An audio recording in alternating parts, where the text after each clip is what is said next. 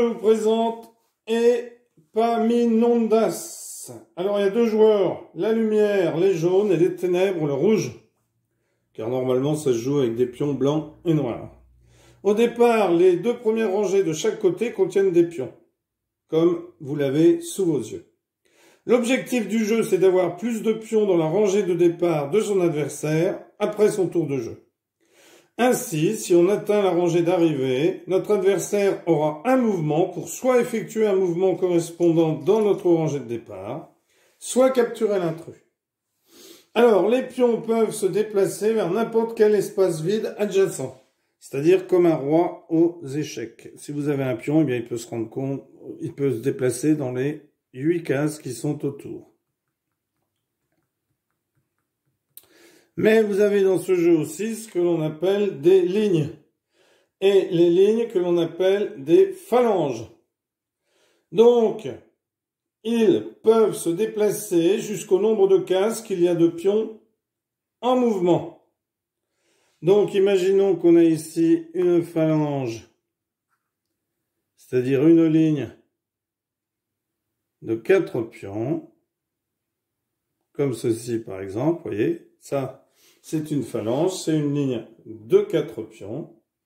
Eh bien, si je prends ce pion ici, cette phalange, je peux me déplacer de 4, 3, 2 ou 1. Alors, si je me déplace que d'une case, ben, je déplace toute ma ligne d'une case.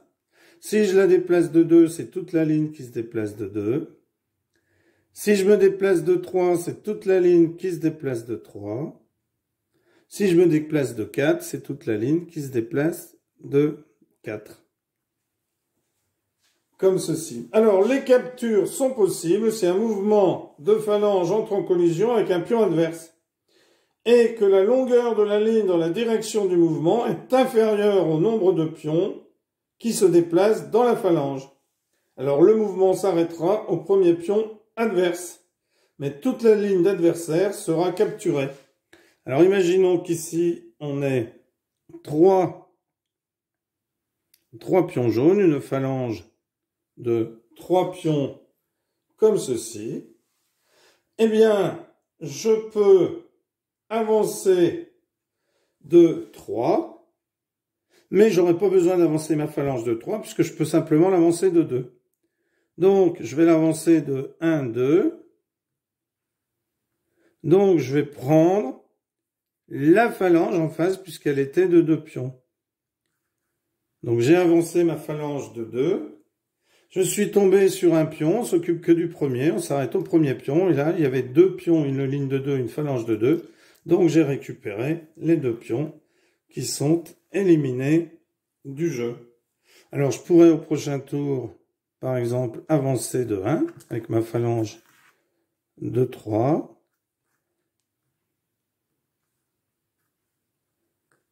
Imaginons que, alors rouge ici, on n'aurait pas pu prendre 1, on ne peut pas prendre 1 puisque là c'est une phalange. Donc pour me le prendre, il faut une phalange de 4.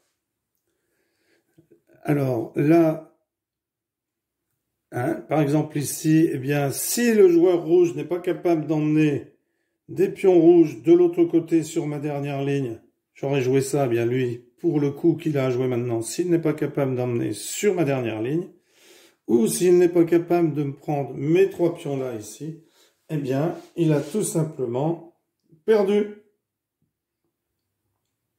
Alors, pour éviter les matchs nuls causés par un jeu d'imitation, c'est-à-dire qu'on ferait pareil que l'adversaire, c'est interdit de se déplacer dans la rangée de maison de son adversaire si celle-ci forme une position symétrique. Tout simplement. Alors, on va regarder maintenant quelques cas particuliers, quelques petites choses à préciser. Donc, imaginons qu'ici, on ait une phalange comme ceci. Voilà. Hop. Qu'on ait des pions qui soient mis comme ceci. On va regarder les différentes phalanges que nous avons ici dans le jeu. Alors, ici on a une phalange de 3, c'est une ligne de 3, une ligne de 6, une ligne de 3, une ligne de 2. D'accord? Alors si j'avais ici, eh bien j'aurais une ligne de 2, une ligne de 2, une ligne de 3, une ligne de 2, une ligne de 3, toujours ma ligne ici de 6, ma ligne de 3. Donc il y a des pièces qui peuvent faire partie de plusieurs phalanges.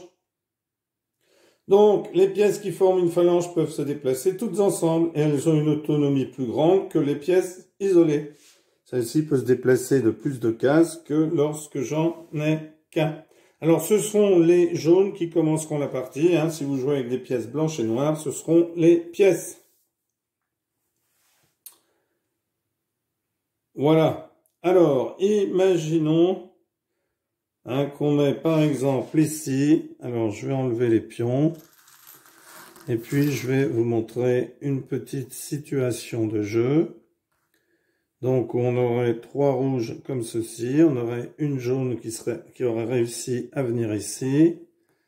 Ici, on aurait 3 pièces jaunes, ici 3 pièces rouges. Ici, j'aurai 2 pièces rouges.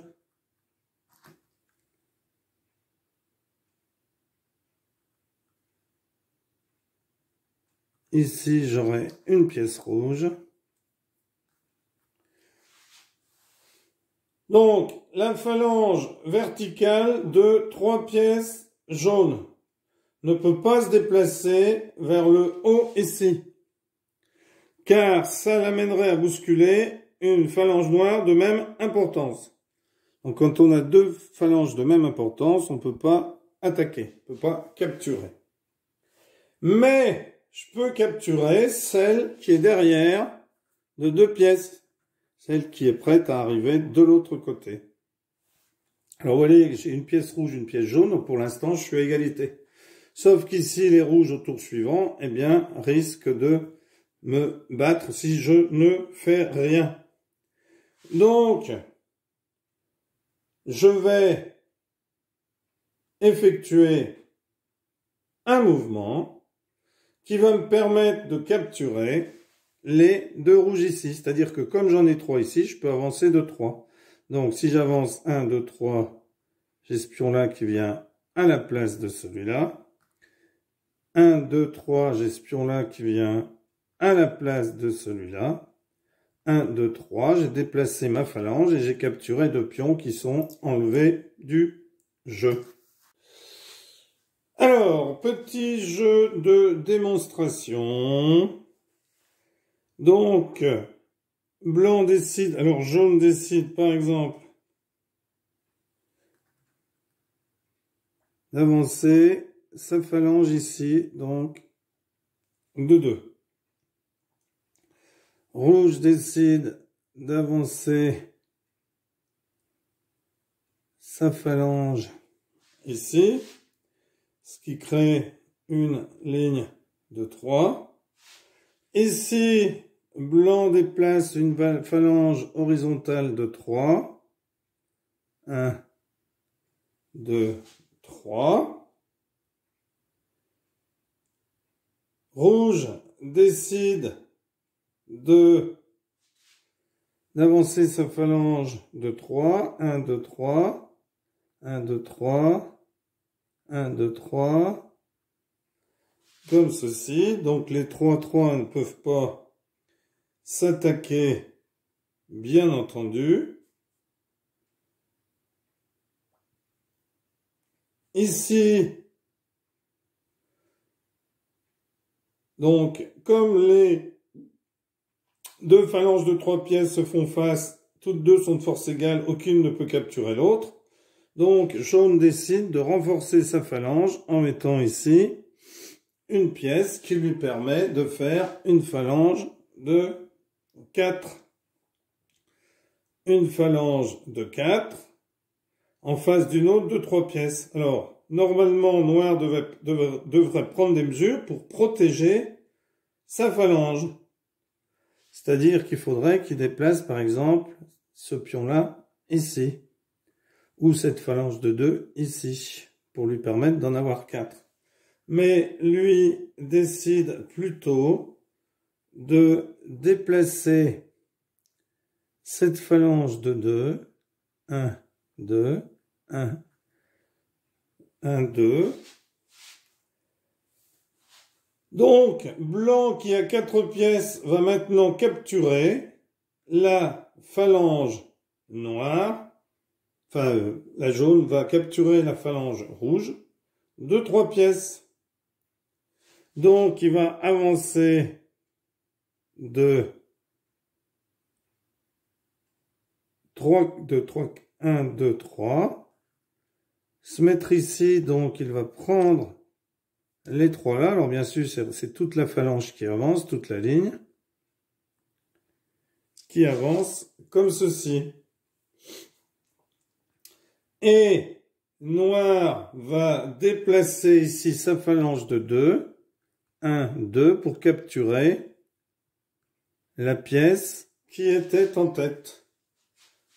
Puisque elle n'était pas en face, là elle était diagonale, donc il y en avait 2 contre 1. Donc là, on peut prendre.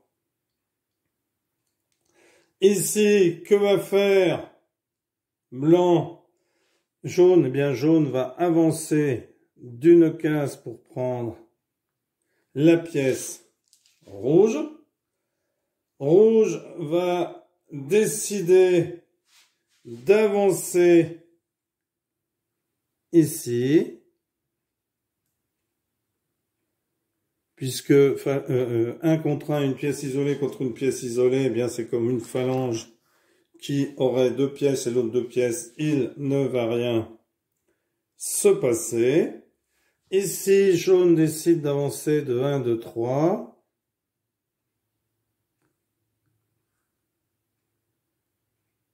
Donc, se retrouve à côté de la phalange jaune, rouge, pardon. Rouge ici va avancer de 4. Il décide de n'en prendre que 4. 1, 2, 3, 4. 1, 2, 3, 4. 1, 2, 3, 4. 1, 2, 3, 4. Donc avance sa phalange comme ceci. Le joueur jaune décide d'avancer donc de 2, puisqu'il n'y a plus que 2 cases. Donc il est arrivé chez les rouges. La phalange jaune est arrivée chez les rouges, mais c'est à rouge de jouer. Donc rouge va décider d'avancer sa phalange de 2 ici. 1 et 2. Donc le pion jaune, les jaunes n'ont pas gagné parce qu'ils n'ont plus de pions sur la dernière ligne.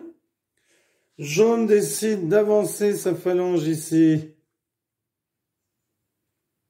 1, 2. C'est à rouge de jouer et rouge doit contrer. Puisqu'il y a 2 pions jaunes, eh bien rouge va tout simplement avancer sa phalange de 4. Donc là, il va l'avancer de 3. 1, 2, 3. 1, 2, 3. 1, 2, 3. C'est comme si c'était une ligne compacte, des pions attachés ensemble qu'on avançait. Ici, jaune, il y a une pièce parvenue des rouges chez les jaunes, une pièce des jaunes parvenue chez les rouges. Peu importe la taille de la pièce. Donc, jaune ici va décider d'avancer sa phalange ici en diagonale.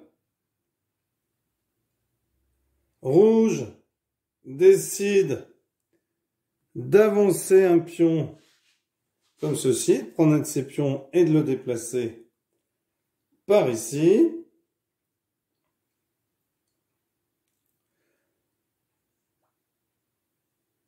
Donc, il déplace une de ces pièces qui avait réussi à traverser le damier.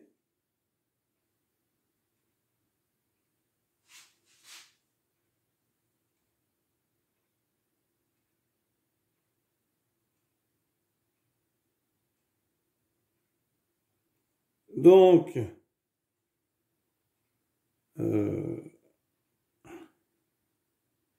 ah zut, j'ai bougé une pièce tout à l'heure qui devait être ici. Voilà. Donc ici, jaune décide de mettre sa pièce comme ceci. Rouge décide d'avancer sa phalange comme ceci. Ici, 2 pièces rouges, mais jaune va contrer avec ses 5 pièces jaunes. Donc, va enlever les 2 rouges et avancer ces 5 pièces comme ceci.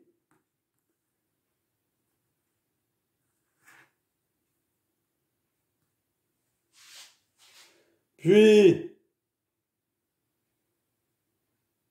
rouge se retrouve avec 2 pièces qu'il va avancer ici pour pouvoir avoir toujours une pièce qui touche la ligne du fond comme le jaune. Ici, jaune va déplacer sa phalange de 1. Donc sa phalange de 6 pions, elle la déplace de une case et capture la rouge. Ici, blanc possède à présent une pièce sur sa... jaune, pardon, possède une pièce de 2, une phalange de 2 sur la dernière, enfin une pièce jaune, pardon, de sa phalange de 2 sur la ligne de l'adversaire. Rouge ne peut pas prendre celle-ci puisque 1 contre 1, on ne peut pas.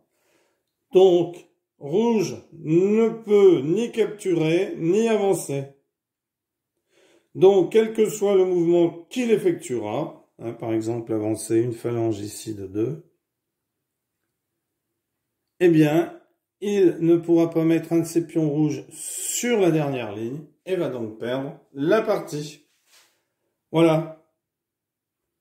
Donc, un excellent jeu que je vous conseille d'essayer. Merci pour avoir suivi cette vidéo et à bientôt pour une nouvelle vidéo. Au revoir.